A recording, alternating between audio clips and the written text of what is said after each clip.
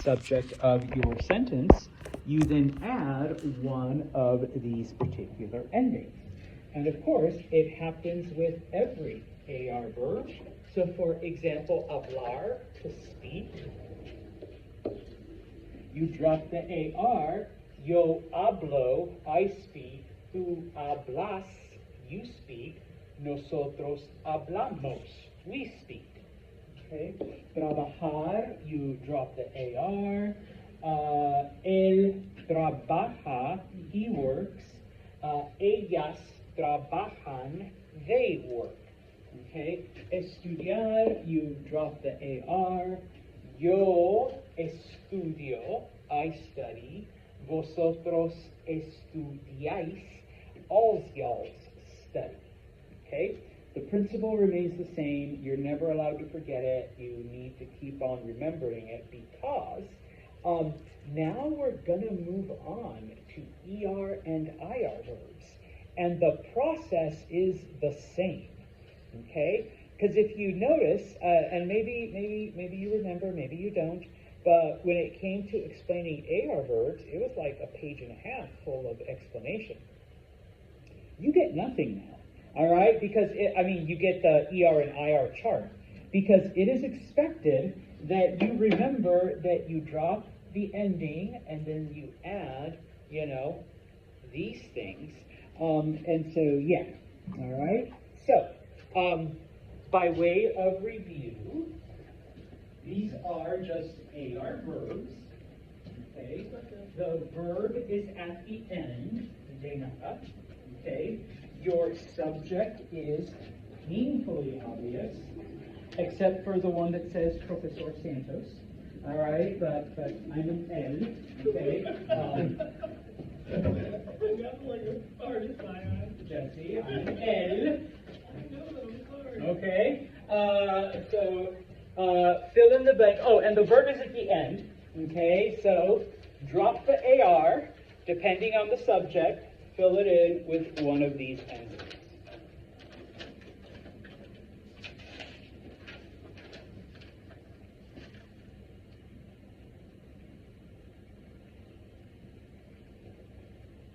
And if you notice number 7, Seth, I actually didn't want to explain it, so I reversed the order. But now I realize that I could have gone Español Historia, since I ended up having to explain it anyways. That's what happens for being lazy. I end up having to do it anyways. I'm sorry. No, I'm not talking to you. I'm talking to Seth. Well, I don't mind if she takes the blame. Oh. It's not good. It's just like, all right, I got to teach you an exception. And it's the exceptions where sometimes students get confused. Rules, you guys have no issues. Exceptions, but why is it an exception?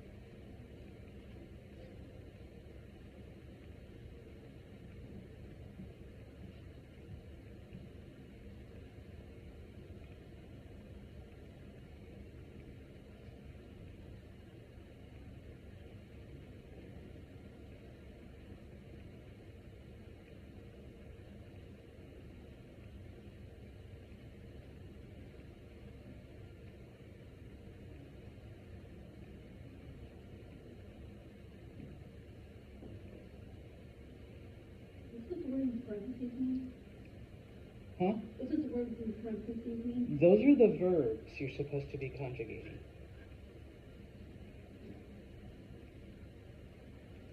So number 1, it should be hablar in the yo form. Number 2, estudiar in the ellas form. Number 3, mandar in the nosotros form. So this time we'll start with you, Shah. Número 1. Yo hablo español. Yo hablo. So drop the AR. Yo, the O. Okay. Número 2, Jesse. Ellas estudian en la biblioteca. Ellas estudian. They study at the library in the biblioteca. So, ellas, all right, drop the AR, estudian. Okay. Do you have number 3, Audrey? No. No? Seth, will you do número 3? Nosotros mandamos textos todos los días. Muy bien. Mandar means to send. We send texts every day. Okay? So, nosotros, drop the AR, add the amos. Okay? Número 4, Ira? Muy bien. Él visita a su abuela en New York City. So, él, drop the AR, visita. Okay? Número 5, and Leighton, try to do the voice pitch. Tocas el piano. Muy bien. Tocas el piano. All right. Tocar means to play a musical instrument. It's in the tu form. So you drop the AR, you add AS. Remember, because in Spanish we don't have the word do or does. Number 1, that's why it starts with an inverted question mark. And number 2, when Leighton reads it, he reads it as tocas el piano. Okay? Good job. All right, muy bien. Número 6, Caden. Nosotros necesitáis practicar el español. Muy bien. Y'all need to practice your Spanish. Vosotros necesitáis practicar el español. Vosotros, drop the AR, add AIS. Okay? Back to you, Shaw, número 7. El profesor Santos enseña historia y español. Muy bien. Professor Santos teaches history and Spanish. So, because I am an L, Jesse, you drop the AR and you add the A. El enseña. Okay? And once again, because I didn't want to have to go into the explanation, but I could have just as easily said español e historia. Okay? Número 8, Jesse. Yo trabajo todos los días. Yo trabajo. I work every day. Okay? Número 9, Seth. Nosotros llegamos a la clase a tiempo. Muy bien. Llegar means to arrive. So we arrived to class on time. Nosotros llegamos. And the last one, Ira? Muy bien. You buy a coffee in the morning. Usted compra un café. In this case, I decided to use the formal. Okay? So, when it comes to donde está el botón, there we go. Oops, wrong one. There we go. When it comes to ER and IR verbs, the good news, the grammar concept is the same. You're going to drop the ER, and you're going to drop the IR, and you are going to add certain endings. The bad news is that the endings are different. So now you have, in addition to o, as, a, amos, ais, and an, you now have these endings to remember and or memorize. O, s, e, emos, ais, en. O, s, e, emos, is, and en. Okay? Now, those of you whose brains work this way, and if it doesn't, don't worry, because it always takes me a while to get things, all right? But there are some patterns here. If you look at all of the yo forms, yo hablo, yo como, yo vivo, yo trabajo. If you're talking about yourself, your verb always ends in what? O. Just like the word yo.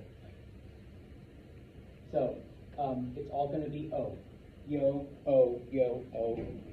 I recite for me. Okay? So, yo como, glad I could make you laugh, Layton.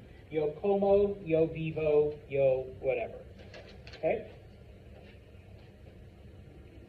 These are AR verbs.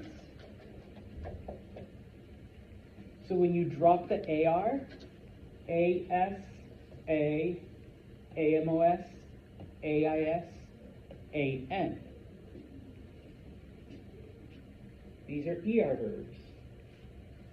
ES, E, EMOS, EIS, EN. It's literally the same, except that for an ER verb, you use an E.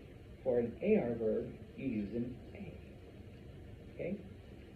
IR verbs, pardon my Spanish, fuck that up. Because ES, E, and EN, these three are the same, but the nosotros and vosotros form do follow that pattern. Okay? So IR verb, I, MOS, and then just IS. All right? So if you notice patterns, if you enjoy patterns, if it helps you to remember things, then go ahead and do the patterns. Otherwise, the way I did it was just OSE, hemos en, OSE, hemos en. Top to bottom, left to right. OSA, hemos en. Okay? That's the way I do it with any language I study.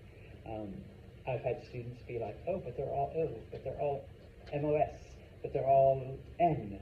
Okay, you're right, great. Follow that pattern then, if you're good at looking at those patterns. All right? And so, if you look then on page 70, okay, it has comer as the example. Comer means to eat. It has vivir as the other example. Vivir means to live. Okay? Now, underneath, you have the rest of the ER and IR verbs that you are responsible for knowing. Okay? Abrir means to open. Aprender, to learn. Asistir. Be careful because it does not mean to assist. Asistir means to attend. On occasion, we will have verbs that require the letter A. Okay? This is your first one. All right? It's not just yo asisto la clase, I attend class. It's yo asisto a la clase. Yo asisto a, el concierto. Yo asisto a, all right? You always have to have the a in there, whatever it is that you're attending, okay? Beber means to drink. Yo bebo el agua. Now, in the last chapter, we gave you this verb. Tomar normally means to take. Yo tomo español. I'm taking Spanish. Tomar can also mean to drink. So in Spanish, we have two verbs that mean to drink. Okay? Tomar and beber. But because tomar can also mean to take, yo tomo español, I take Spanish, or yo tomo 8 clases, I'm taking 8 classes, I recommend that you stick with, and the book, that's why the book does it like this too, beber means to drink, tomar means to take. Even though you might hear native speakers be like, hey, Jessie, ¿qué tomas? What are you drinking? And she's like, el té. But she's like, wait, why did he just ask me what I'm taking? What do you think? I'm stealing something? I'm not taking anything. Like, this is not, I paid for it. All right? No. Then I have to step in. He's asking you what you're drinking. All right? But Santos, you taught us beber is to drink. Que bebes. And it's like, yeah, but so does tomar. It's like, oh my gosh, it's another situation.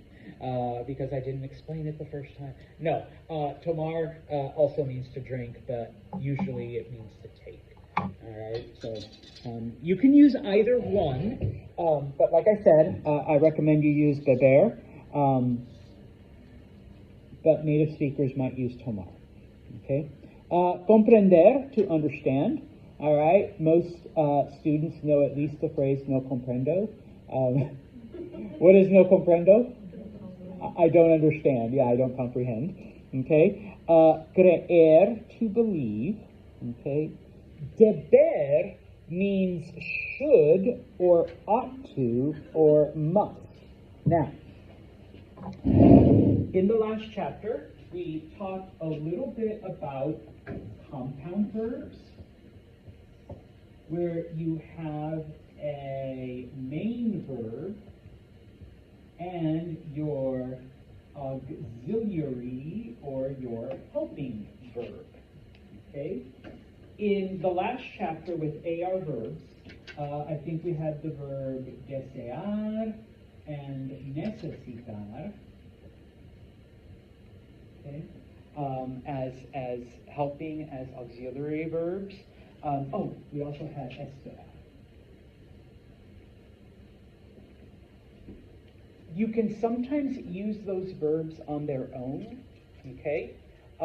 But typically you're going to find them in conjunction with a compound with a main verb. The verb deber is also a auxiliary or a helping verb. But similar to English, okay, deber is like 95% of the time is always paired with another verb. Okay, I should, I should eat. Yo debo comer. I should study. Debo estudiar.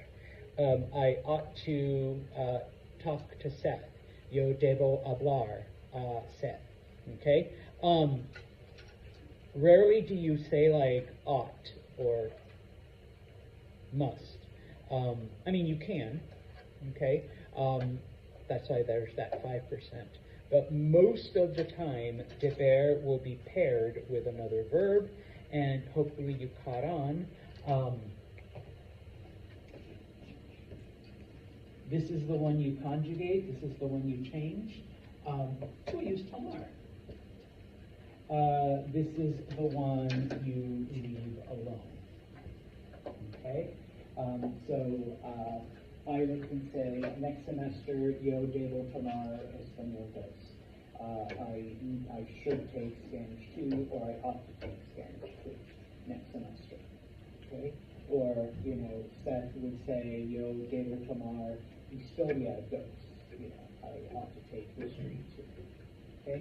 All right, that one is typically a helping or an auxiliary verb. And if you need it, again, if you look on the left-hand side where it says nota, it actually explains it right there. So if you need to reread the function of deber. Okay? Escribir means to write, leer to read, recibir to receive, and vender to sell. This is the only verb this works with. If you mispronounce it as vendor, what does a vendor do? A vendor sells. So, vender, to sell. Okay? Like I said, it's the only one it works with. I'm sorry, out of all the verbs in Espanol. If you mispronounce it, you get the meaning. Okay? So, vender, to sell. All right? We will start.